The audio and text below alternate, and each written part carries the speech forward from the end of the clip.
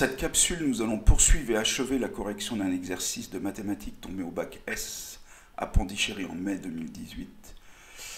Nous avions, alors je vous rappelle le contexte très rapidement, c'est une entreprise qui conditionne du sucre en poudre, et pour ce faire qui a besoin de calibrer la taille des cristaux de sucre à l'aide de ces tabliers successifs. Nous avons corrigé la partie 1, nous avons corrigé la partie B, nous allons traiter la partie C dont le thème principal est l'estimation de l'échantillonnage. Alors, l'entreprise annonce que 30% des paquets de sucre portant le label extra fin qu'elle conditionne contient du sucre provenant de l'exploitation.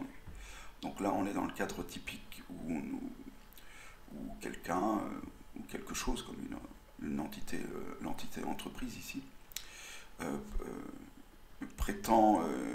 annonce un pourcentage, une proportion, sans que nous ayons vraiment les moyens de vérifier. Alors pour ce faire, donc on fait de l'échantillonnage.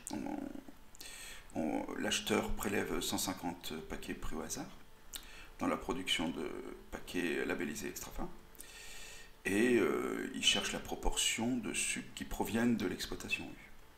Donc en l'occurrence, il y en a 30.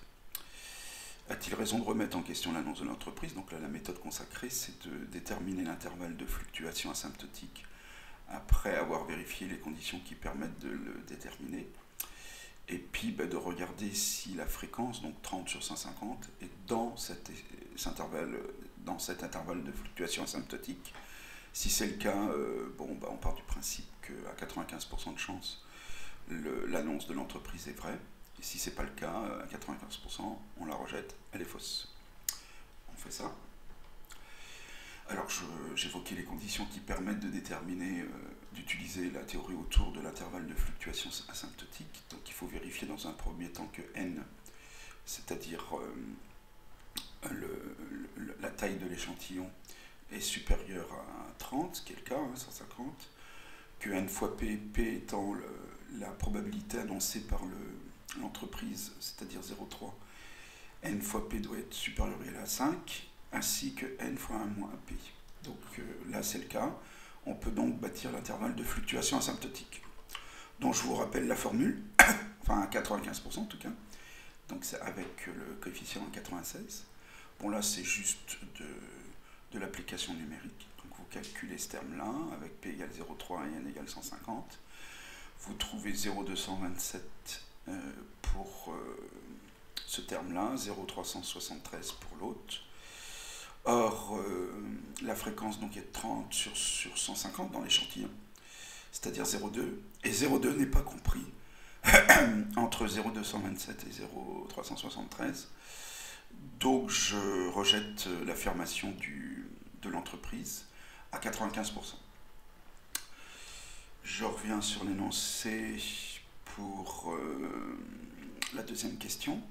Alors là, cette fois-ci, l'entreprise déclare avoir modifié sa production. L'acheteur souhaite estimer, alors cette fois-ci, elle se garde bien de prétendre un pourcentage de ce type.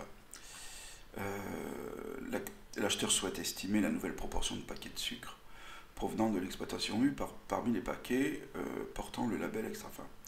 Alors il effectue un test sur un échantillon, toujours 250, mais il aurait pu prendre 200 ou 1000, ça aurait été pareil. Et la nouvelle proportion, cette fois-ci, de sucres qui proviennent de l'exploitation U, c'est 42%. Donc là, on vous demande un intervalle de confiance. Là, on n'a aucune idée de la vraie proportion dans l'ensemble des paquets.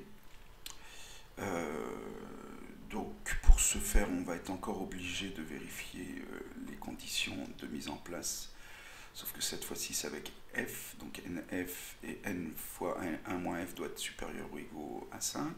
Le f, c'est 0,42, donc de 42%. Et le n est toujours égal à 150. Les trois conditions sont vérifiées, donc on peut donc bâtir l'intervalle de confiance. La formule qui permet de déterminer les bornes de l'intervalle de confiance sont ici. Vous calculez. Vous trouvez à l'aide de la calculatrice ces deux valeurs. Et donc l'intervalle de confiance, son niveau de confiance 95%, et donc environ celui-ci. Voilà, ceci achève à la fois la partie C et la correction globale de cet exercice. Je vous remercie de l'avoir suivi et je vous dis à très bientôt.